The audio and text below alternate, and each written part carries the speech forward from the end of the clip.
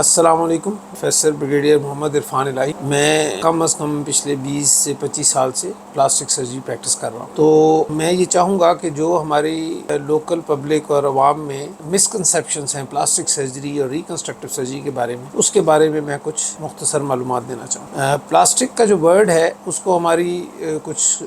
Population اس کو یہ سمجھتی ہے کہ ہم نے پلاسٹک کی چیز لگانی ہے. پلاسٹک کی چیز تو لگاتے ہیں ہم ایٹ ٹائمس سنتھیٹک، لیکن پلاسٹک ایکچولی ورڈ جو ہے وہ پلاسٹکوس سے نکلا ہے، جس کا مطلب ہے ٹو میک اور ٹو مولڈ اور ٹو گیو شیپ. تو یہ اللہ تعالیٰ کی مہربانی سے پلاسٹک سرجنس کو، I am not talking about myself, لیکن پلاسٹک سرجنس میں ہی یہ ایک کوالٹی رکھی ہے کہ they recreate the things, they reconstruct the things, they give shape to different things. تو یہ ہماری پلاسٹک ریکنسٹرکٹیو سرجری، اور یہ بہت واسٹ فیلڈ ہے، اور پاکستان میں بھی اب اس کی کافی زیادہ اسکوپ ہے اور لوگ پریکٹس کر رہے ہیں. پھر ہم نے یہ دیکھنا ہے کہ پلاسٹک سرجری کو ہم نے کیسے انٹروڈیوس کرنا ہے. تو میں جس طرح سے اس کو سمجھا ہوں کہ اس میں جو مین چیز ہے وہ ہے to reconstruct the various defects left by nature, جو کہ قدرت نے چھوڑ دیے ہیں یا بعد میں کسی انجری، ٹراما، کینسر کی وجہ سے بنے ہیں، یا ہمارے بنائے ہوئے ڈیفیکٹس ہیں پلاسٹک سرجن کے. تو اس میں سب سے پہلے کنجینٹل یا پیدائشی نقائص آتے ہیں. اس میں from top to bottom, scalp سے لے کر ٹو تک، بگ ٹو تک جتنے بھی ڈیفیکٹس ہیں، جس میں کہ کچھ پیدائشی نقائص ہوتے ہیں. کلیفٹ لپ ہوتا ہے، تالو کٹا ہوا ہوتا ہے، ہونٹ کٹا ہوا ہوتا ہے، اپر آئی لیڈ یا لوور آئی لیڈ کے ڈیفیکٹس ہوتے ہیں، کوئی فیشیل ایب نارمیلٹیز ہوتی ہیں، آنکھوں کا ڈسٹنس آپس میں ایک جیسا نہیں ہوتا، برابر دور ہوتا ہے. پھر اگر اسکل کے سوچرز، جو کھوپڑی کی جو ہڈیاں ہیں وہ جلدی قبل از وقت جڑ جائیں تو دماغ کی گروتھ پہ افیکٹ ہوتی ہے، تو اس کو کرینیو ہیڈ اینڈ نیک سرجری یا کرینیو فیشل سرجری کہتے ہیں. اور اسی طرح کان کا نہ موجود ہونا،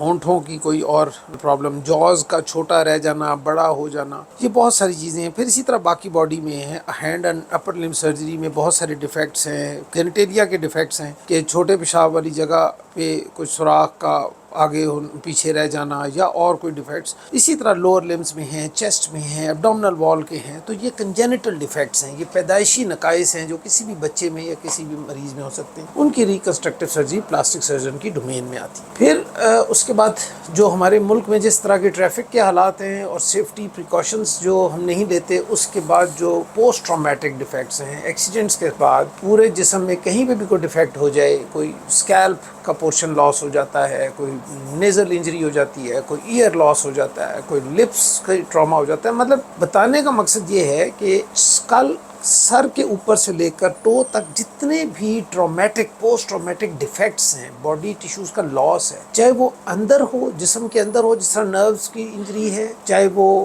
مسلز کے ڈیمیج ہوں، چاہے وہ اسکن سافٹ ٹیشو کی انجری ہو، یہ ساری پلاسٹک سرجری کے ریکنسٹرکٹیو ڈومین میں آتی ہے. یہ بہت واسٹ فیلڈ ہے. اس کے بعد پھر ہم ڈیفیکٹس کی بات کریں تو کینسر کے علاج کے بعد، جس میں ہیڈ اینڈ نیک کینسر ہے، اورل کیویٹی کا کینسر ہے، اسکیلپ کی اسکن کا کینسر ہے، ایئر کا ہے، نوز کا ہے، نیک کا ہے، چیسٹ کا ہے، ایبڈومن کا ہے، بریسٹ کا ہے، جینیٹیلیا کا ہے، لوور لمب اور اپر لمب کا ہے، سافٹ ٹیشو سارکوماز ہیں جو اسکن کے نیچے ہوتے ہیں، بون ٹیومرز ہیں. ان تمام کی ریسیکشن کے بعد ریکنسٹرکشن ہماری ڈومین میں آتی ہے. آج سے پہلے جب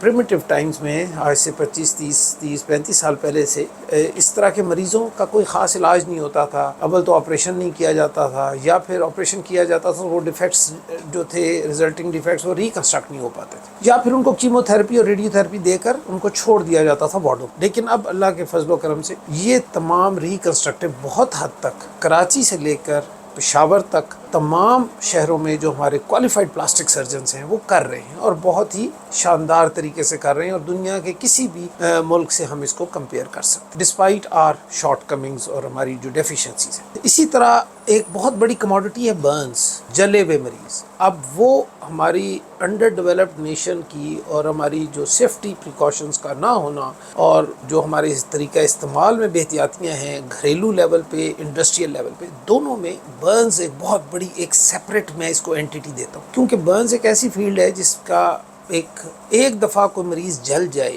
15 20 25 کئی دفعہ 5% جلا ہوا بھی ایک بچی یا بچہ جو ہے فیس جل جاتا ہے، تو اس کی زندگی بدل جاتی ہے. وہ کبھی بھی نارمل نہیں ہوتا، وہ نارمل کے قریب ہوتا ہے، یا اس کو فزیکل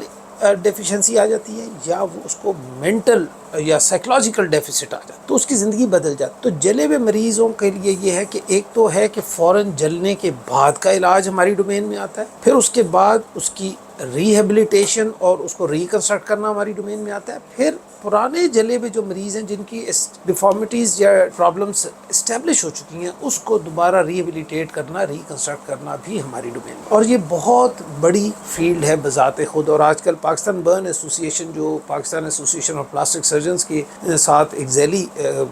وہ ہے آرگنائزیشن ہے, وہ اس سلسلے میں کافی کام کر رہی ہے, اور پشاور سے لے کر کراچی تک اس پہ بہت کام ہو رہا ہے. اور خاص طور پہ لاہور میں جناب برن جو سرجری سینٹر ہے وہ وہاں پہ بھی بڑا کنسالیڈیٹڈ کام ہو رہا ہے. اب ہم آ جاتے ہیں اس سیگمنٹ آف پلاسٹک سرجری کی جو کہ آج کل کافی فیشن میں ہے, کافی زیادہ ہو رہا ہے اور کافی زیادہ لوگ پسند کر رہے ہیں. That is aesthetic surgery and its reconstruction. اب پہلے تو ہمیں کاسمیٹک کا لفظ جو ہے وہ اپنی ووکیبلری سے نکالنا ہے, کیونکہ as I understand cosmetic means something temporary, something hiding, to hide something اور to mislead something, کہ آپ نے تھوڑا سا کاسمیٹک سٹیپس لیے جس طرح ملکی لیول پہ لیتے ہیں, کسی اور طریقے سے سوچ لیں تو وہ ٹیمپرری ہوتے ہیں, وہ کچھ عرصے بعد دوبارہ. تو کاسمیٹک کا لفظ جو ہے وہ اتنا اچھا نہیں ہے, اس کے بجائے ہمیں ترویج دینا چاہیے ایستھیٹک سرجری کا لفظ, کہ یہ ایستھیٹکس کو امپروو کرنے کے لیے ہم کرتے ہیں. یہ بھی ایک بہت بڑی فاسٹ فیلڈ ہے. کچھ چیزیں ایستھیٹک سرجری میں ایسی آتی ہیں جو کہ مجبوری اور ضروری ہوتی ہیں, جو کہ غریب سے غریب آدمی کا بھی ہم کہتے ہیں کہ اگر اس کا ناک ایسے ٹیڑھا ہے تو ہم اس کو کہیں گے کہ اس کی